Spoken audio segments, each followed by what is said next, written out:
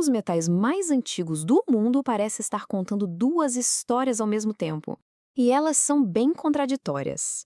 De um lado, a gente vê uma valorização impressionante. Do outro, um colapso que veio do nada. Hoje, vamos tentar desvendar esse quebra-cabeça. O paradoxo da prata. Bom, vamos lá, vamos tentar entender isso. Porque, de um lado, a gente tem uma valorização que é, nossa, histórica. A prata subiu mais de 200% desde 2025. Mas aí, do nada, no finalzinho do ano, o mercado parece que sofre um terremoto. Em poucas horas, uma queda de 11% simplesmente apaga semanas e semanas de ganhos. Quer dizer, são dois sinais que não poderiam ser mais opostos, né?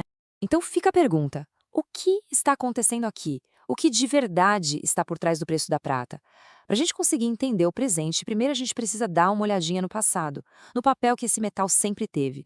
É que a história nos mostra que a prata nunca foi só um metal qualquer.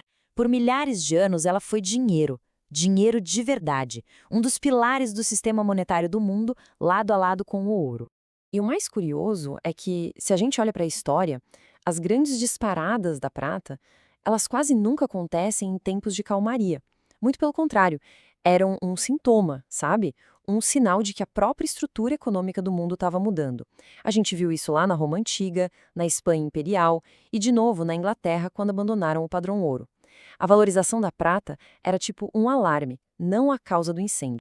E durante séculos, existiu uma forma clássica de avaliar a prata, a sua relação com o ouro, o tal do Gold-Silver Ratio. E essa proporção era incrivelmente estável, ao em torno de 15 onças de prata para comprar uma de ouro. Era uma referência, quase uma lei de mercado. Mas e hoje? Bom, essa relação histórica foi completamente pulverizada. Agora a gente está falando de quase 50 para 1. É mais que o triplo da média. Isso é um sinal claríssimo de que as regras do jogo mudaram. Alguma coisa fundamental é diferente na história da prata. E essa mudança toda não tem a ver com o passado monetário. A história de verdade, aquela que talvez explique o que estamos vendo agora, é o novo papel da prata. Um papel de metal, indispensável. Indispensável para a tecnologia e, mais importante ainda, para a energia do nosso futuro. O ponto-chave é bem simples, na verdade. A prata é o melhor condutor de eletricidade que existe no planeta. Ponto. Melhor que cobre, melhor que ouro. E só essa propriedade já faz dela a alma de uma parte gigantesca da tecnologia moderna. É um componente que, olha, não dá para substituir facilmente. E aqui fica muito claro para onde essa prata toda está indo. Veículos elétricos, claro. Eletrônicos, data centers para rodar inteligência artificial. Mas olha só o tamanho daquele pedaço do gráfico. Painéis solares. Hoje, o setor de energia solar sozinho já leva quase 30% de toda a prata industrial do mundo.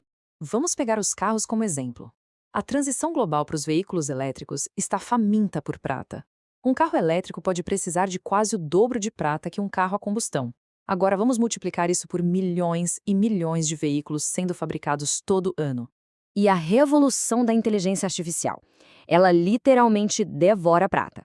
A infraestrutura física que sustenta a IA com seus servidores super avançados pode usar até 3 vezes mais prata do que os servidores antigos.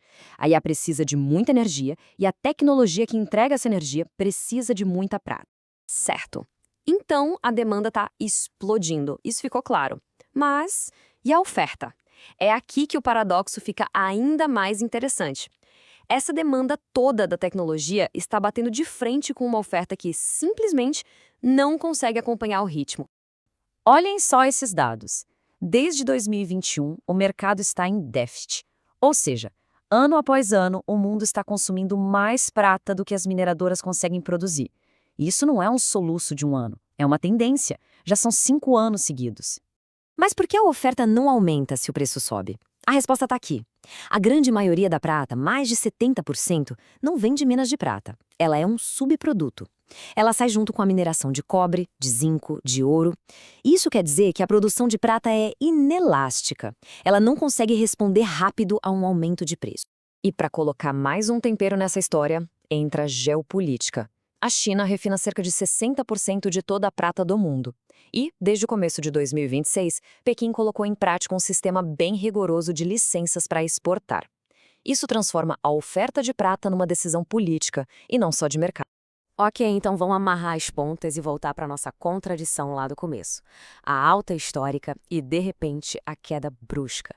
Como é que isso é possível? A resposta parece estar na diferença entre o mercado de papel, o mercado financeiro, e o mundo real, o mundo físico. Aquele flash crash, aquela queda repentina, provavelmente não aconteceu por falta de demanda física. Foi um evento do mercado financeiro. Funciona mais ou menos assim. Para evitar que a euforia saia de controle, quando os preços disparam, as bolsas exigem que os investidores coloquem mais dinheiro como garantia, é a chamada margem. Isso força quem opera alavancado com dinheiro emprestado a vender seus contratos para cobrir esse custo. O resultado é uma venda em massa, que derruba o preço em cascata. Uma queda, no fim das contas, artificial. E o mais impressionante aqui, enquanto o preço no papel caía, a realidade física contava uma história completamente diferente. Os estoques nas principais bolsas do mundo estão secando. Compradores em lugares como a China e Dubai estão pagando muito mais caro que o preço oficial para conseguir o metal. Bancos centrais, como o da China e da Índia, não param de comprar barras físicas em quantidades recordes. Até os Estados Unidos já declararam a prata um mineral crítico para a nação. E essa citação aqui resume perfeitamente o argumento de muitos analistas. A ideia de que a fraqueza no preço de papel pode ser, na verdade, o reset, a arrumação de terreno que faltava para uma verdadeira explosão no preço do metal físico, que está cada vez mais raro. No final das contas, a gente fica com duas conclusões possíveis que competem entre si. De um lado, a tese de uma oportunidade histórica, baseada numa crise real de oferta e demanda, impulsionada pela tecnologia. Do outro, um conto de advertência. A ideia de que essa narrativa, por mais forte que seja, pode ser uma armadilha para quem abandona uma estratégia de investimentos bem pensada em busca de um lucro rápido. E isso tudo nos deixa com a pergunta final, que resume o dilema.